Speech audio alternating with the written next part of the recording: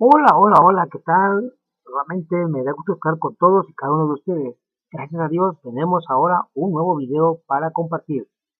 El tema que vamos a ver hoy es consulta global en PHP. Es la continuación un pequeño y simple proyecto para que veamos cómo poder realizar dicha consulta. Una consulta global es aquella en la que se visualizan o se muestran todos los registros que se encuentran guardados en una tabla. Pueden estar condicionadas o filtradas bajo un criterio, ¿sí? O bien ordenados o agrupados, incluso los tres, no hay ningún problema. Todo depende de lo que se esté solicitando en nuestro problema. Entonces, esa es la consulta global. ¿Cuál es el algoritmo para realizar dicha consulta? Bueno, primero que nada, recordemos que hay que conectarnos al servidor y a la base de datos. Y eso lo conseguimos con el comando mysql connect. En esta variable vamos a dejar indicado la conexión. Una vez que intentamos conectarnos, hay que comprobar si efectivamente se llevó a cabo dicha conexión. Si no es verdad o no se pudo realizar, entonces mandamos mostrado el mensaje, fallo en la conexión y terminamos todo el proceso, porque no puede acceder a los datos. En dado caso que la conexión fue exitosa, entonces empezamos ahora sí, vamos a generar el comando que nos permita hacer la búsqueda o consulta global, pero el comando debe estar escrito en SQL. Recordemos que para hacer una consulta o un query se utiliza la instrucción select asterisco from y aquí se pone el nombre de la tabla. En nuestro ejemplo se llama vehículos, entonces nos quedaría select asterisco from vehículos. Y este comando lo vamos a guardar en esta variable.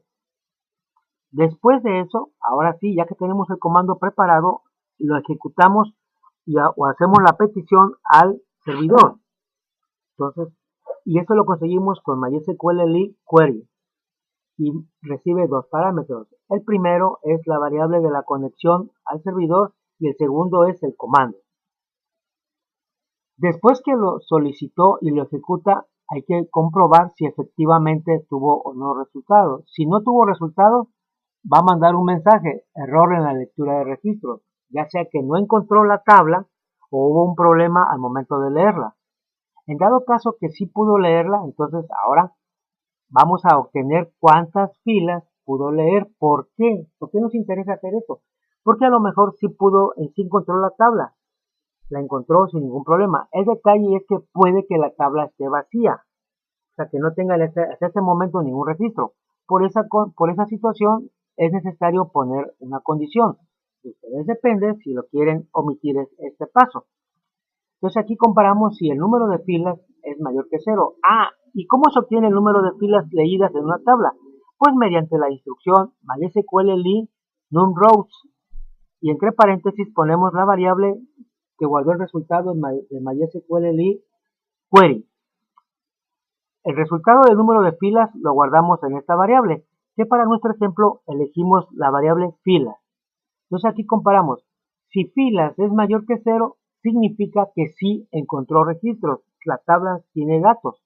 En dado caso de que no sea mayor que cero, entonces significa que la tabla está vacía y sale de esto.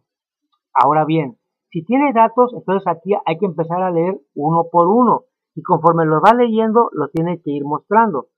Eso lo va a hacer mediante un ciclo. En este caso se recomienda el ciclo while, pero se puede utilizar cualquier otro, el ciclo do while, por ejemplo. Y para hacer la consulta y vaya avanzando de registro, vamos a utilizar esta instrucción, mysql fetch array, el cual acepta dos parámetros. Esto lo vamos a ver más adelante. Y una vez que termina con todo el ciclo, necesariamente se recomienda que se liberen resultados y se cierre la conexión. Eso se consigue mediante las instrucciones mysql free results y mysql close. Y posteriormente terminaríamos de hacer todo el proceso. Esta es la imagen que acabamos de explicar, pero ya está aquí en una sola.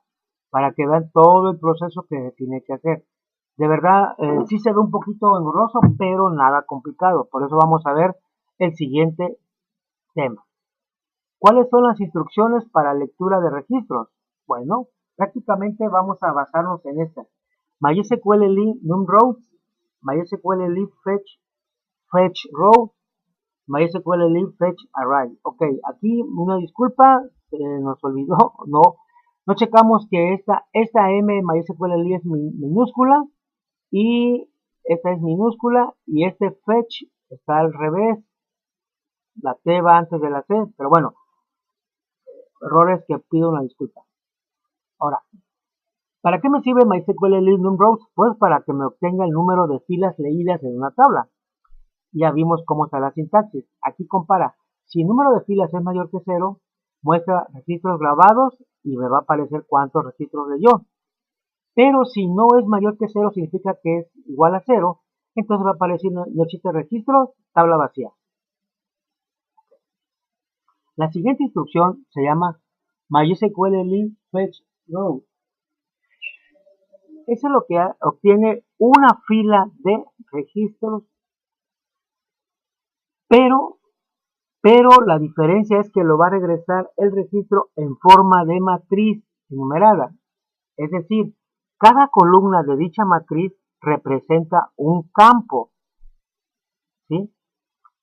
Y la primera columna tiene el número 0, la segunda columna el número 1, etc. Cada vez que se ejecuta el comando MySQL lib fetch row, automáticamente avanza a la siguiente fila o al siguiente registro. Pero si en un momento dado ya no existen más registros o se llegó al final de la tabla o final del archivo, entonces va a regresar el valor de null. Ok, ¿cuál es la sintaxis de este comando? Es la variable registro, aquí donde vamos a guardar toda la información de un solo registro, aclaro, de un solo registro. Es igual a MySQL lib fetch row y la variable que utilizamos para hacer la lectura, la consulta con MySQL lib query. ¿Sí? Ok. A ver, ¿para qué me sirve esta variable? Aquí va a guardar todos los campos o atributos del registro. Sí, en esta variable. Puede ser signo de peso registro, signo de pesos rec, signo de pesos tupla, o sea, el nombre que ustedes quieran ponerle a la variable. Pero sí es importante poner después el signo igual y luego MySQL lib fetch row. ¿Okay? Ahora, esta es la variable es la que se empleó en la instrucción MySQL lib query. Muy importante, por eso están relacionados entre sí. Ok, a ver, por ejemplo, en cuanto esta variable se procesa, queda guardado el registro. Pero vean, aquí está. Por ejemplo, si esta variable se llama registro, se pone entre corchetes y el número 0. Quiere decir que es la primer campo de la tabla. Registro, corchetes 1 es el segundo campo de la tabla. Y así sucesivamente. Aquí hay un detalle. Con esta instrucción, nada más le tengo que decir qué campo quiero, qué número de campo quiero. ¿Ok? A ver, ¿y a quién se refiere el campo 0, registro 0? Recordemos que estamos hablando de la tabla vehículos. Por lo tanto, tenemos tres campos. El primero es code vehículo, el segundo es tipo vehículo y el tercero es precio. Ah, el primer campo tiene la posición 0, que es este. El segundo campo, tipo de vehículo, tiene la posición 1, que es este. Entonces, esta manera, con esta instrucción, nosotros podemos manejar los campos, pero por su número de posición dentro de la tabla. Ojo, por número de posición dentro de la tabla. ¿Ok? Bueno, y si yo quiero manejar mejor el nombre, entonces no vas a utilizar esta instrucción, vas a utilizar esta otra. MySQL lib fetch array, que es lo mismo. Te va a regresar el registro leído en forma de matriz, ¿sí? Y te va a devolver falso si ya no hay más datos en la tabla. ¿Cuál es su sintaxis? Bueno, variable registro igual MySQL lib fetch array.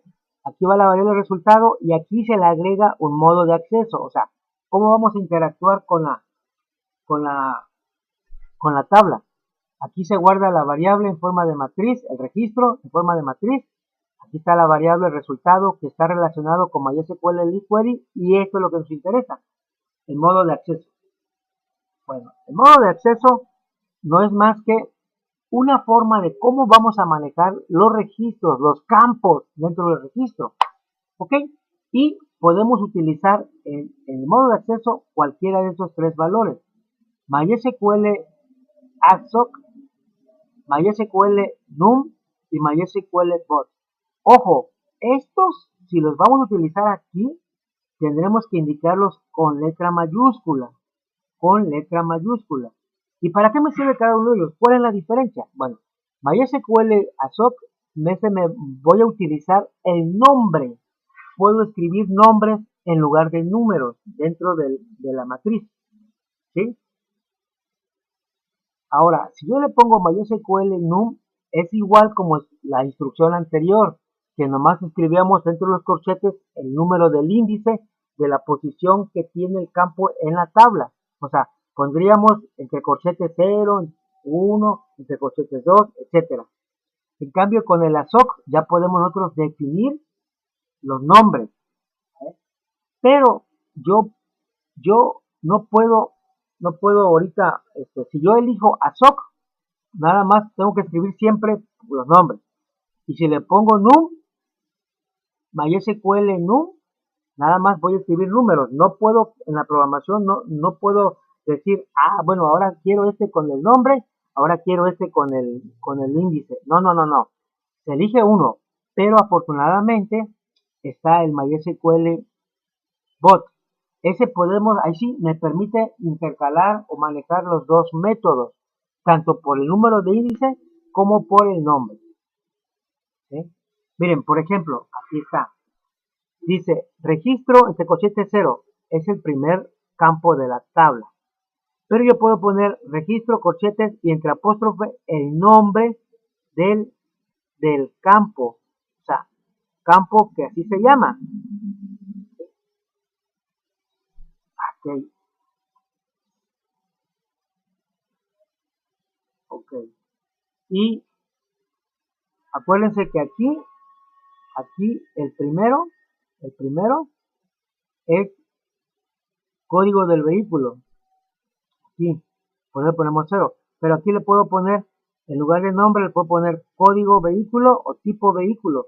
Aquí no importa, si yo escribo esto, yo ya automáticamente le debo de escribir el nombre. La desventaja es que debo de escribir el nombre tal y cual lo definí en la tabla. Es muy importante que recordemos eso, ¿eh? No vayan a querer cambiarle el nombre. Que si en la tabla le puse código vehículo, todo así corrido, código vehículo, aquí quiera yo ponerle code-base. No, va a marcar un error porque va a buscar la coincidencia. ¿Sí? Y bueno, el código lo vamos a ver en los siguientes videos. Bueno, de nuestra parte es todo. Cuídense mucho. Hasta la vista. Bye.